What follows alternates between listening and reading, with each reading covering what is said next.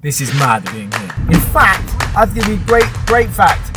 This is where the biggest rebellious part of my life came in. This bush right here, first kiss.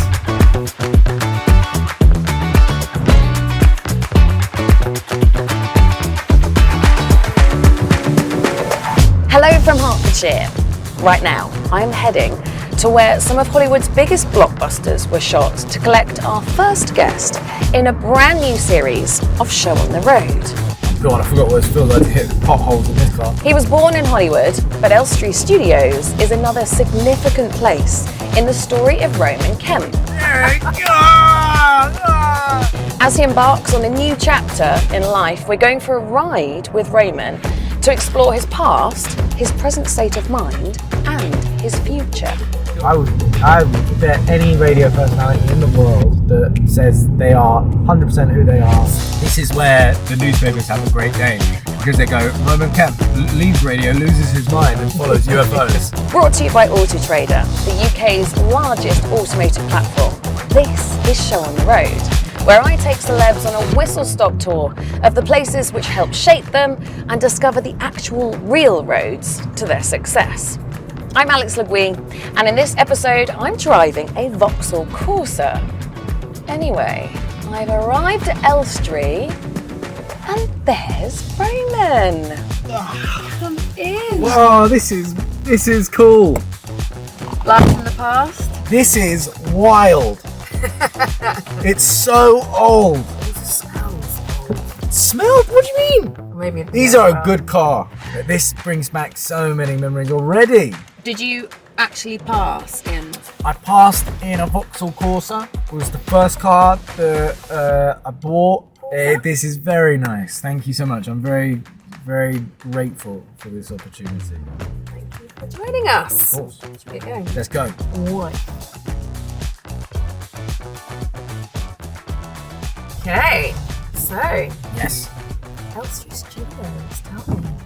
Elstree was my first introduction to any form of show business, because when I was younger, my dad got the job to be in Eastenders, and I think at the time I didn't quite realise how big that is. Yeah. You know, to be in Eastenders. And he was like, you know, he was the star. He was this horrible villain called Steve Owen. That everyone fancied him, obviously, but he was horrible. And I never really realised how big it was. And I remember my dad, you know, he brought me here, and he brought me on set, and he was like, you know, you've got to come to Albert Square, and I'll take Ro around. And I always like have great memories of it, you know, like being able to go inside the Queen Vic and seeing the on the floor there would be like upturned kind of like glass crates and upturned little crates, and that was Barbara Windsor. That's what she used to stand on, because she was so small that she couldn't see over the bar, so she had her own like runway. That's amazing. that she would have to use. You know, little things like that. And then I had like Steve McFadden, who played Phil Mitchell, and he might remember this, but he was on set, I think he'd just been filming, and he took me on the back of his motorbike. He had a little motorbike, and he would like drive me around. He was driving me around the square, and I just remember him saying, "Go on, son, hold on to me, fat belly." And I just like was getting a motorbike ride from Phil Mitchell, and that's when I started to use my dad's name to get me places. How old were you when he was there then? I think I was about 7. I was about 6, 7. So yeah, you know, pivotal kind of year. A lot of big films were made there as well, weren't they? Yeah, big films. It was like our Hollywood. Yeah. But you were born in Hollywood, weren't you? West Hollywood, right? Yeah, so I was born in West Hollywood. That's right. I was born in Los Angeles. That's pretty cool. Yeah, it's cool. It's cool and it's strange, because I like to think of myself as very British, but yet at the time when you were born there in the 90s, it was like you get a passport straight away. Right. They give you a passport straight away. you know, and that was a big thing, you know, to have an American passport. So my parents were obviously like, yeah, well, let's take it, you know, to do it. So I was always a different member in my family where I was the one with dual citizenship. Yeah. So, but it's weird. Myself and LA as a place, you know, we would go back there a lot because my mum and dad would have work there, but I couldn't be further from a person from that place. I have a very love-hate relationship with it because, you know, I was born there and it's, you know, memories of my family, but I couldn't be further from it. Really? Like, I always put it down to there's no pub culture. Yes, that's true. If there's nowhere that has pub culture, I'm not really interested. Yeah. There's no sense of community and there's nothing. You know, You're more Eastenders than LA then? Yeah, even this weather, it's like, couldn't have picked a more English day. Oh God, I forgot what it feels like to hit potholes in this car. Hey, do you know what's a funny thing? Is that I listened to my first ever radio show in this car. So by the time this goes out, you'll have technically been off air from the capital for a few months, but as we shoot it now, it's been quite a recent announcement. Yes. So what was the biggest driving factor, do you think, that led Sleep. to do that, really? Yeah, what led me to leave Capital? Yeah. Sleep. Leaving Capital for me was a mixture of things. It was, one, I'm tired. I need to look after myself a little bit. Yeah. It was two, I was trying to spin two careers at once. One is telly, the other is radio. And some people are brilliant at doing that. But I struggled to maintain enjoyment within my life. But on the other hand, there have been days where I've felt my lowest, and the radio is the thing that has kept me going. You know, I've gone through things on air that no one should ever have to go through. Yeah. So it's been sad leaving Capital, but I think it's the right thing. And also it's exciting. Where are we? We are at my next destination in life, Yes. which is becoming the manager of Arsenal Football Club. Okay. Yes. Holy moly. Yes. So we are at London Colney. The exact spot where this car is parked is where my mum and dad used to have to drop me, right? And I would go just over there, just in that back bit, Right. and I would wait in this lay-by for football players from Arsenal to come out, and I'd get out of the car with an autograph book No. and just wait. But this would be every weekend. Wow. I'd be like, I need to see him. Even if I just sat in the car and just watched them go in, and like I was that weirdo. I mean, we're literally sitting on a lay-by In the middle of a dual Feels like on a single nowhere. carriageway. Yeah. Yeah. It all feels quite bleak as well. No, it's bleak. you know. It is bleak, but like this is So like what is this? What feeling? this is like Yeah. So put it this way. So the first thing that I did, when I left Capital was to do as much as I can to be as close to being a professional football coach. Football is such a massive part of my life. You're so passionate, aren't you? But it's passion from a different sense. It's like it's who I am. It's going to those matches. I still remember the first time that my dad took me to Highbury, our old stadium, and I'll never forget. He said to me, he was like, "Wait till the first time you see the grass." I must have been 4 or 5. And I swear to you, I still remember the first time I saw that grass, and it was unbelievable. It was like nothing I've ever felt before. And the only way I can describe it is if someone has ever had a religious experience in a church where they have felt part of a community, that's what it feels like. Yeah. There's nothing like the energy of being in a football stadium where you all are wanting the same thing, bar the away fans that are there.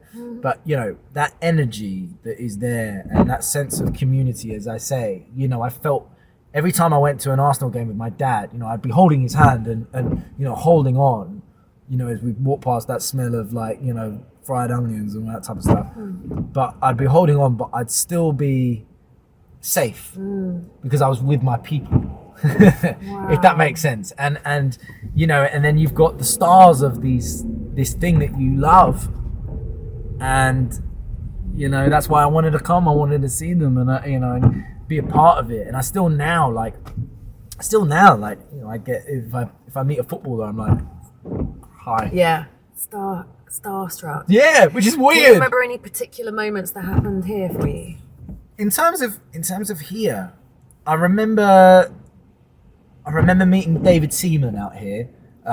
David Seaman used to drive in, and a player called Freddie Lundberg. And I remember my dad, we'd be outside, and the day that I wanted to come and get some autographs, my dad, I said to him, I was like, please, can you take me today? It was the day, 2 days before the Arsenal took on in the FA Cup final. And he was my favourite player, he was a Swedish player. And he used to have a red mohawk. And I got my dad to, before we came here, it was integral that I had to get red hair dye. Yeah, I was going to say, and I'm surprised you don't have it now. In fact, there's a really nice memory. Standing there with my dad spraying it before he turned it up. And yeah, it was nice. My career, I guess, started in football. You know, I wanted to be in football and do anything I could, and that was almost, you know, that was, what can I do? And I couldn't get a presenting job, so I was like, all right, I'll be a cameraman. Started filming football content for other people, you know, anything just to be in it, to be involved in it. And then one day, presenter dropped out, and then it was my turn, and I had to go in and I had to talk about football. And I must have done all right because I carried on. And then you ended up in radio. But I'd love to work in football again at some point. So what stopped you becoming a footballer? Realising you're not that great. You had a cartilage issue, didn't you? Yeah. I mean, was that, you know, that's what we can throw in as the biggest excuse. Throw that in. That's all it was. Yeah, no, listen, I think like every kid, you realise you're not that great, but especially when you've got joints like me and my dad. I know that your good friend Joe was a Tottenham fan. Yeah, he was a Tottenham fan, yeah. Did you rib him for that? I did indeed. And even to the point that at Joe's funeral, before we properly buried him, I kissed the coffin. I said how much I love you, and then I said, by the way, Tottenham still haven't won anything. You know, that's when you know you're kind of like a match made in heaven. But that was a hard part of my life. I mean, it's the hardest part of my life that I've ever had to go through. Well, I mean, it's been 4 years since he died. How much has, like, what impact has the time had on how your grief has evolved? I'm not too sure. I mean, you know, for people that don't understand, when you lose someone to suicide, it's so strange. I mean, I don't know if you've lost anyone yourself. Yeah, exactly. You understand, right? It's losing someone to suicide is strange because you're right. Your grief does evolve from shock, real shock, to anger, and the anger is the hardest thing I think to deal with.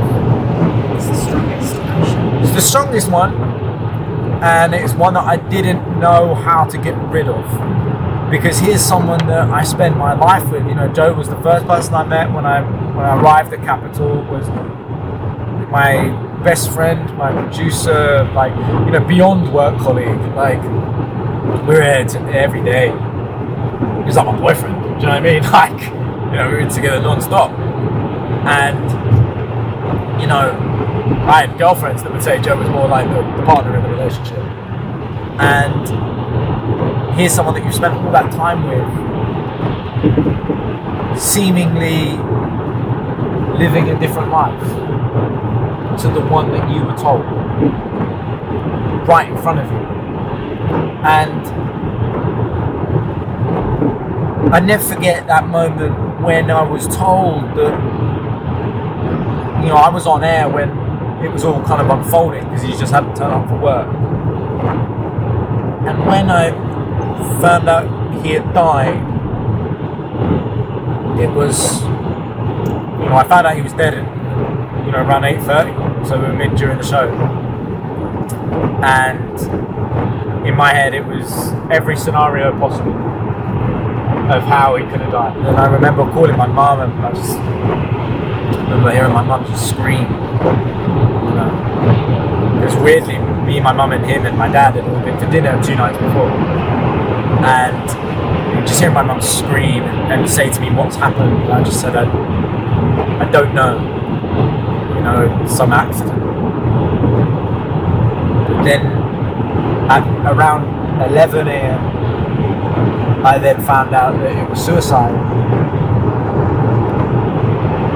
And everything changed. My attitude towards him changed. My idea of what suicide is changed. I was someone that thought the conventional thing of on antidepressants, therapy, all of this, wrong. Like, the happiest person you could ever meet, I swear to you, on the outside, who is confident, good looking, good job, got money, got a loving family, owns his own apartment, he had it. We had a business together. We were making TV shows together. And now I'm having to wait until they tell his mum and dad that he clearly wasn't happy enough for his life. And it's weird. So I guess now, 4 years on, I understand it. I'm sad. I'm so sad. And I'm so sorry that I didn't push. And there's people out there that will say to me all the time, bro, it's not your fault. Or they'll say, there's nothing you could have done. But I'm here to tell you, there was 100%. 100%. I'm on the other side of this now, and let me tell you, if you're worried about your mate, do it. You speak to him. The person that I love and the person that I hold so close to my heart is ending their life on purpose. The saddest part of leaving Capital is that I feel like I'm leaving him. That's God's honest truth. Is the only part of it that I cried about was that I feel like I'm letting that go. If someone died in your house, or if you found out something horrendous had happened, the place that you are when you found out that news, you wouldn't want to go back there. So I kind of want to let that trauma go. How does it feel to say that out loud? I'm one of these people, I say this out loud a lot. Yeah. I never really had that filter. I've always been very open with the fact that I've, had big suicidal thoughts. I've had really weird parts in my life where, I've been heavily depressed. I'm still on and have been on antidepressants for the best part of 20 years now. Mm-hmm. And what does that do to me to be open about that is a good thing. Yes. And I catch a lot of stick. I catch a lot of flack from talking about things like antidepressants, but it's all I'm talking about is they work for me. Yeah, exactly. People got to consult their doctors. Every time I talk about it and what happened and the events following and everything around it, you get a little bit better because your brain is understanding yourself. Yeah, understanding.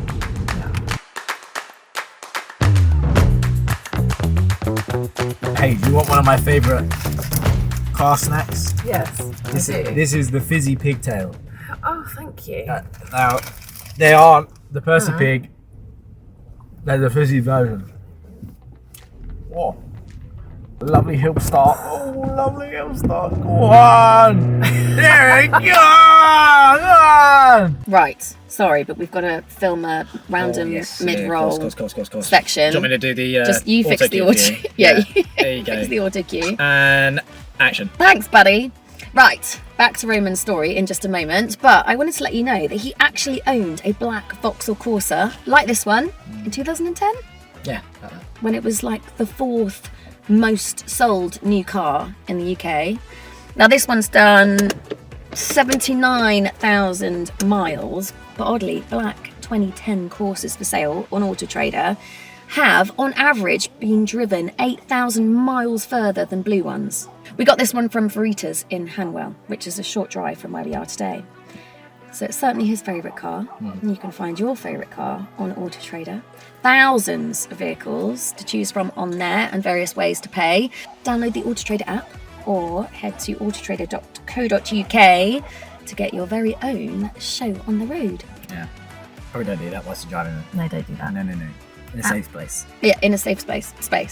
Yes. And with that, let's get on with the episode.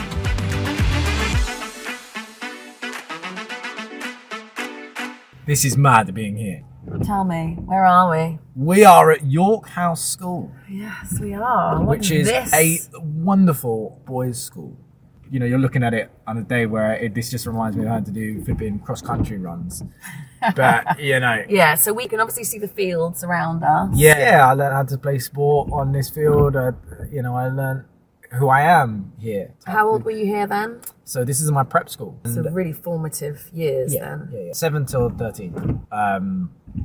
But this is where I grew up. This is where I became who I am. If you could pluck a couple of your strongest memories from here, what would they be? My strongest memory would be in that if you look at the building over there, so the main entrance building. Yeah.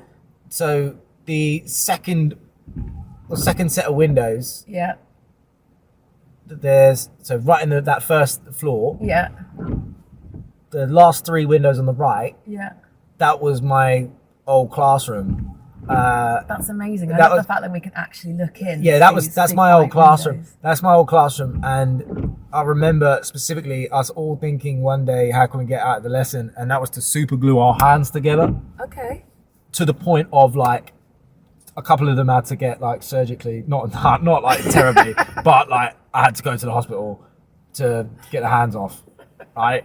But we were that adamant that work was not going to take place that day, so yeah. We glued our hands together.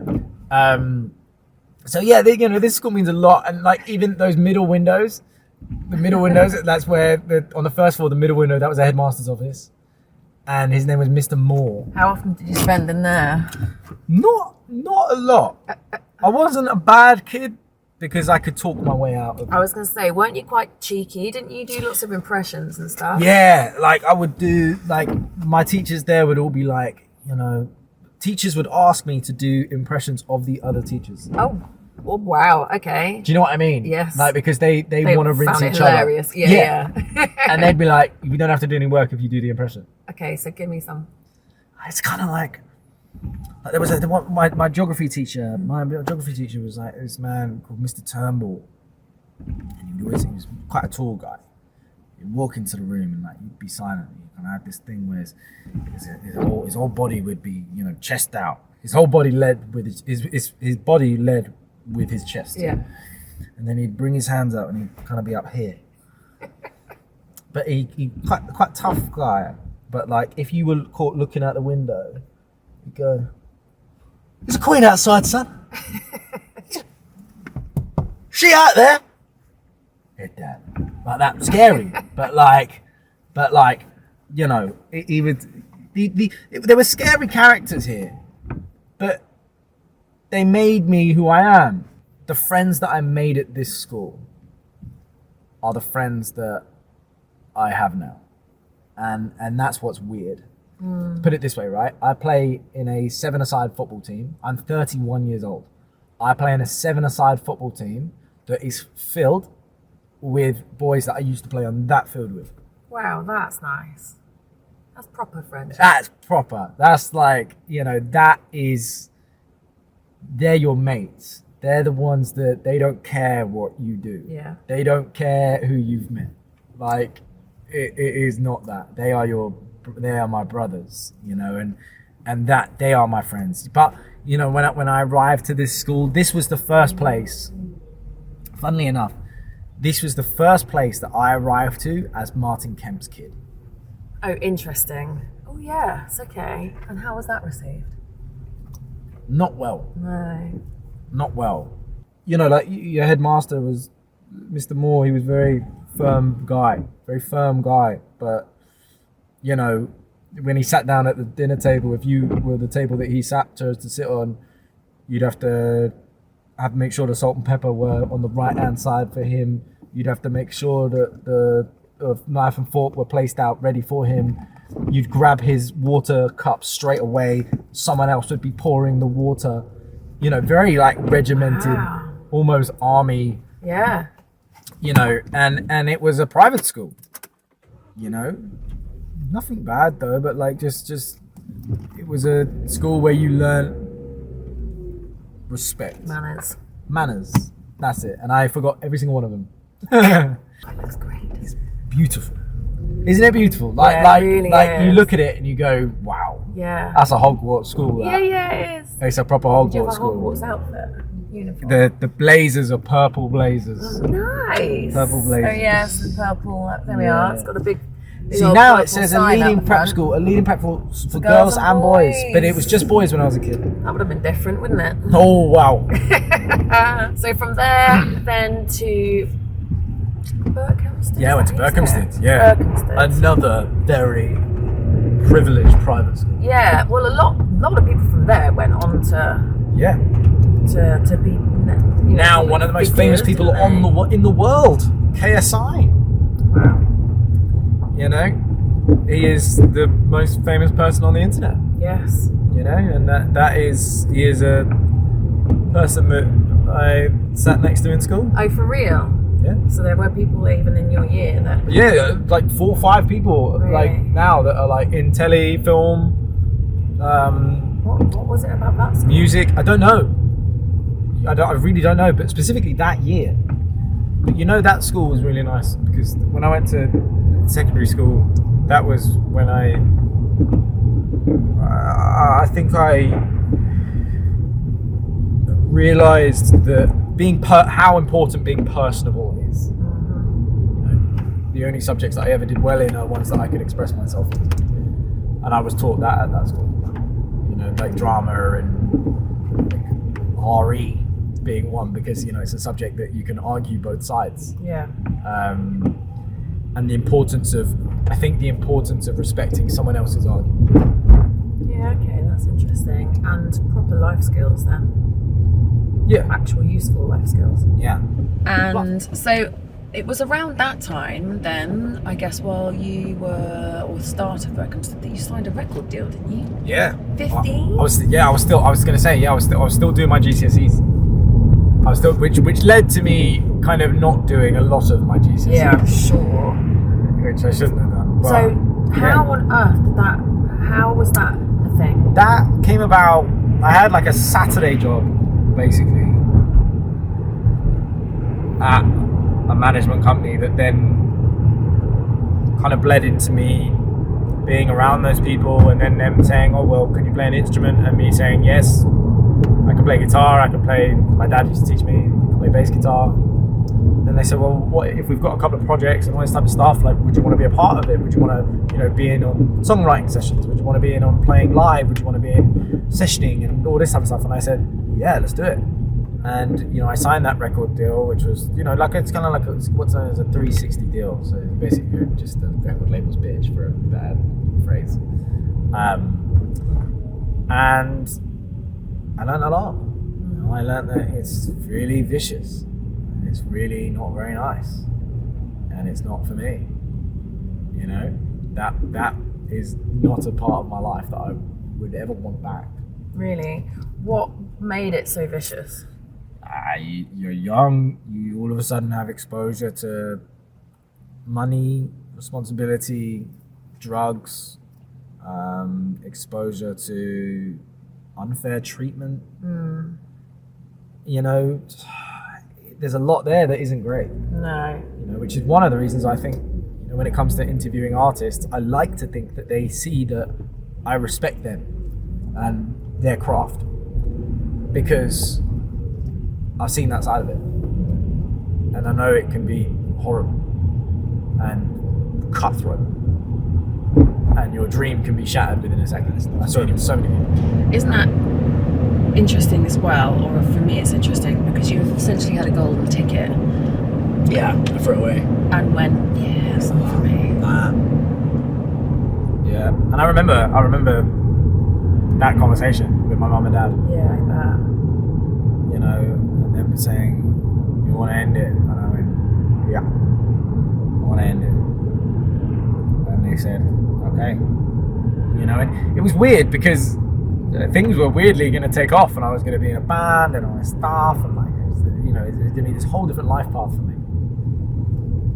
And it was not for me. Were you a good singer? No, listen, I can sing, but I wasn't the singer. I was always, to be honest, I was always bass player, guitar player. That's it. You know, I didn't want to be a front man or anything. I just liked the business side of it, but well, up until a point. But it was too young. Funny little spot. This is really pretty. We're This just is- driving past. This like, is Chorleywood all sorts Common. of colourful houses. This is Chorleywood Common. You've got two stories here. That on your right there. Golf course. No, the next one. Okay. That's where that's where I kind of did my first proper drama lessons. I used to go there, and I used to do drama in that hall. When I was a kid, you do like lambda exams and stuff like that. I did it in that hall, and I think, you know, that's where I realized that I really do love drama. But yeah, this common, right? This is where the biggest rebellious part of my life came in. This was the park. Yes. The Park of Rogue. This was the part, you know, your mates hand you your first beer. Yeah. And this is where it is. Like, this was where it used to go off. This was where, unfortunately, I've avoided police dogs in this park. Right. But I will say this. It was never me that was causing the problems. Oh, yeah, all right. It was never me that was causing the problems. But there were a few times in our infancy. The problem is, I realised like how young we were. Like, you know, we were young. Like, you know, you're 15. It's like 15 years old and like 16. And, you know, you'd hang out here. You try your first cigarette in this park. But yeah, so two things here. So I've got the park, and then that's my drama theatre. Oh, well, I say theatre. Look at it. It's a little hall. I went to that school for like all of 2 weeks. In fact, I'll give you a great fact, right? In this bush right here, first kiss. Oh, cute. Tell me more. First kiss in that bush right there. Primary school. Primary school for about 2 weeks. With a girl called Dominique. In 2 weeks. With a girl called Dominique. And I wanted to write a love letter. I must have been 6. That's normal to have a first kiss at 6, right? It's quite young. It's not a proper kiss. It's quite young. Not Yeah, a I mean, proper kiss. this is what, Yeah, it's not a proper kiss. How It's like proper are we first talking? interaction No with tongues? a girl. No interaction. First interaction with a girl, basically, that you like. And I wrote her a love letter, and I thought it'd be a good idea to put inside the love letter her favourite chocolate that she told me, which was a Terry's chocolate orange. Right? But they used to do it they still do it in the bar, right? In the bar form, not the actual orange. Yeah. And I made the mistake of keeping it in my bag all day, and the letter had squished with the chocolate, and then it looked like some dirty protest. So it didn't go down too well. But that was first interaction with a girl in there.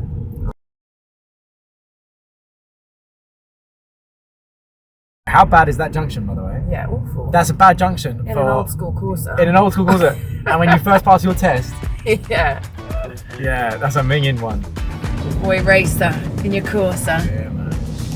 tunes are banging. Oh yeah, dubstep. Whoop, whoop. What's your favourite track to have on in I there? don't know. I constant Eminem. When did you actually start presenting? What's your earliest memory of actually presenting? Earliest memory of presenting is I worked for a company called Copper 90, Yes. a football company, and for Copper I was doing like camera work for them on the side. Right. I had a job in a little gym, and I saved up enough money to buy a camera working at that job, and then I kind of pimped myself out to these companies that were like football companies to say, oh, I'll just film your content. You know, I begged them to put me in front of the camera 100%. Yeah, and then one day they were like, this presenter can't do this, do you want to do it? And it was about Arsenal, and I was like, yeah, let's do it. You did some modelling as well. Yeah, Yeah. but I hated it Did you? more than anything. More than anything I've ever done in my life. For real? Yeah. What, the industry, or you hated Both. having a massive picture of you? The picture I don't care, Yeah. but the industry Yeah. I hate more than any industry in this world. Me too. Like, I honestly don't think I don't know. It's so hard to even talk about it because it's so backwards.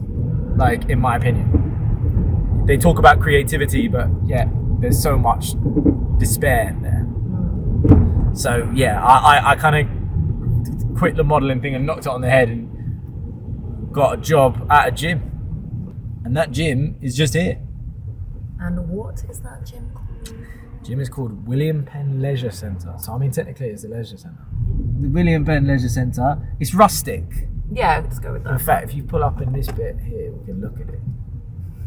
And I used to park this car right there every day. And yeah, oh man, it's weird being back here.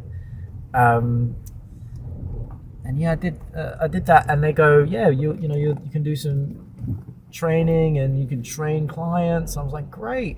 And then you get there and realize that you're just glorified toilet cleaner, Yeah. because that's all you end up doing.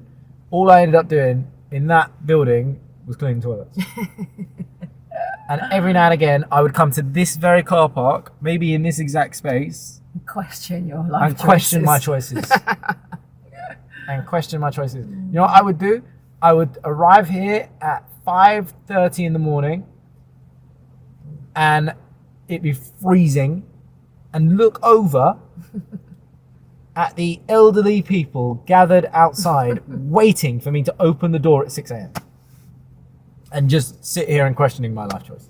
Oh, at least you got used to waking up early. Keeping in mind, the boy who sat in this car park had just given up a record deal Yeah. and just given up your face on a billboard in Oxford Street to be here.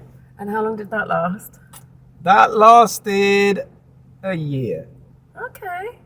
Give it a good run. I did it for a year. This was a great job for me to realise what I wanted in life.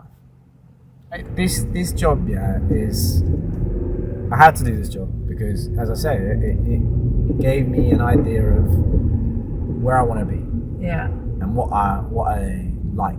And do you know what I realised that was? Football. Yeah. Still. And I wanted to work in football, and so I learned how to film football basically. Okay. So then, And then presenting again. Then. yeah, so then I ended up presenting and working in football and sport. And then one day I had this job that was called Man versus Football. Right. And I basically begged the company to take me to, this is in 2014, I begged them to take me to the World Cup because they all went, the whole company went to Rio, Wow. to the World Cup. And I went, I will film anything. Yeah. I will film any bit of content you want me to film, just take me. And I couldn't go. No. And they were like, no space. No. So I didn't go, Oh, and I went, all right, fine, but I don't want you to forget about me. So I'm going to film content for you in London. I'm going to do something. And they were like, fine, whatever. What's the content? So I pitched this idea that was, I go to every bar in London that has association with a certain nation in the World Cup of that year, and I have to watch every single game of the World Cup with that nation. I did that, and I kept bumping into this boy in these pubs, and I was going, "You follow me? What's the deal here?" He's like, "No, I work for LBC." He said, "I work for LBC, and I'm trying to get voice notes basically of different fans after the games." And he goes, and I said, "Okay, cool. Well, do you want a beer?" And he goes, "Well, I can't really drink until I've finished." And I said, "Well, how long until you finish?" And he goes, "Well, I haven't got any yet." And I said, "Well, look, give me a dictaphone, the microphone." And I took it off him, and I ran around, and I got all this thing done in 10 minutes, 5-10 minutes. I went around every single person in the pub. I said, "Excuse me, you're doing this, right, here we go, set this up, do this, blah, blah, blah, blah, blah, blah." And he did it, and then I never really heard from him. And then in around September, I get this phone call. "Can you come into Capital?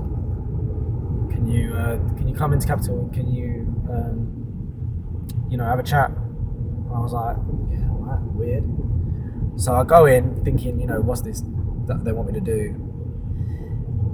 And then they got me to work on the breakfast show at the time. It was Dave Berry and Lisa Snowden, and I was the runaround boy who would like go and get Vox Pops, is what they call them, to anyone not listening. But I'd get the Vox Pops, and I'd get all the little sound bites of people, and that's where I met Joe for the first time. And I was that boy and the street kid, and then from there it grew, and they offered me a show. And the day that they said to me, I went to the big boss, and I said, he goes to me, "I want to give you a show. Do you think you can do it?" He goes, I said, "Yeah." And he goes, "Okay." He goes, "Do you ever know how you got the job?" I was like, "No." He goes, "You kept bumping into my son in a load of bars." And yeah. Wow. So there you go. God, that shows, doesn't it? You got to. There you go. Wow, that was a real sliding doors moment for you then. Hey, do you want to know something? This is the road I used to live on. Did you know that? Valley Road. Yeah, I used to live on this road. Do you want to see our house? Yes, I do. Sure, you can see it. The absolutely massive one there. No. That was it. No. Look at the size of that, Gaff. Yeah. Wow. Yeah, that's quite a dominant house. I mean, they're all pretty nice down here, to be fair, but silly. That house, right, is like so not my parents. Really? No, so not my parents. Like my parents are very they're quite very low-stated people, understated people. Yeah. They're not. They're humble. They're not showers. No. But that house was very showy. Look at the size of that on this road. Yeah.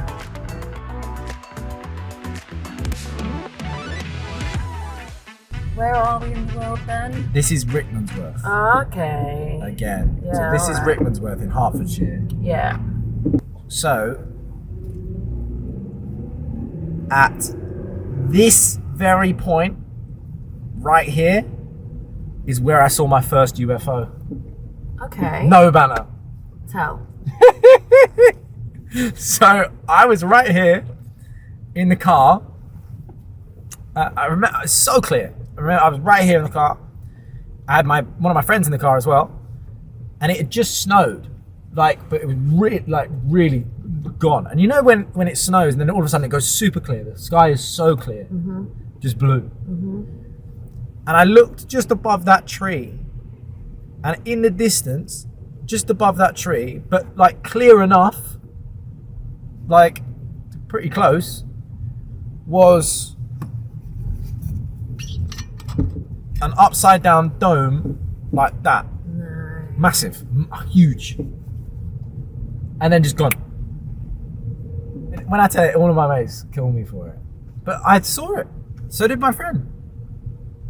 It was like that. It was like a bowl that was upside down. Silver. And just hovering there. Nothing around it. I could see every detail. The detail was just clear, like this metal. Jeez. And then just gone. Well, this is your next. This is the next thing. This is Not the football. next thing, yeah. You can go down, start doing documentaries This on is UFOs. this is where the newspapers have a great day, because they go, Roman Kemp leaves radio, loses his mind, and follows UFOs. It's got a good story. It's got a good ring to it. So what's next for you then? I've read all sorts of stuff like Go on, what have you read? Dog Sanctuary. Yeah. Dog Sanctuary's one.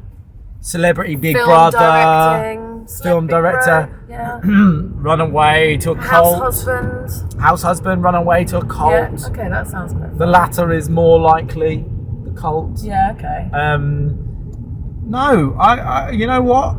Again, I said it to you before. It was like people are so weirded out by what am I gonna do? And when I say they're weirded out, when I say nothing, and they're like, what do you mean? And they're like, well, you're retiring? I was like, no, I just need some time. Yeah. I need some time to be me. Yeah. I've been. You haven't been able to be. No, because when you're on the radio, not to break a fourth wall thing, but you're not fully you. You are you, but you're never, you know, you're never fully you. I don't care what anyone says. No one is. You know, I don't care any. I would bet any radio personality in the world that says they are 100% who they are. You know, and you know what? I just need to go and remember who that person is, and that's what I want to do.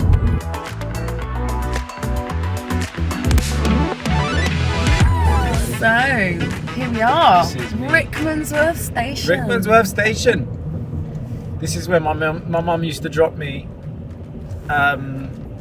to go to work. All right. Well, thank you. Would you like your fizzy pigtails? I'll let you keep them. Oh, thanks. That's my treat. Thank you so Thank much. you. Thank you for the drive. All right, I'll see you later. Good luck later. Bye, mate. See you. Well, that was a truly enjoyable and hugely revealing time with Roman. Thanks for joining us both. Show on the Road is a fresh air production for Auto Trader. If you've enjoyed watching this episode, then please give it a like and subscribe to the channel. Everyone's drive in this series is so different. Whether it's in the north, south, or the Midlands, there's always a journey to be had and a story to tell about it. And choosing the vehicle you're going to start your next story in couldn't be easier on Auto Trader. Thousands of vehicles to choose from, with expert reviews and videos to help you pick. And loads of options to buy new, used, or lease, so you can choose the way to buy that's best for you.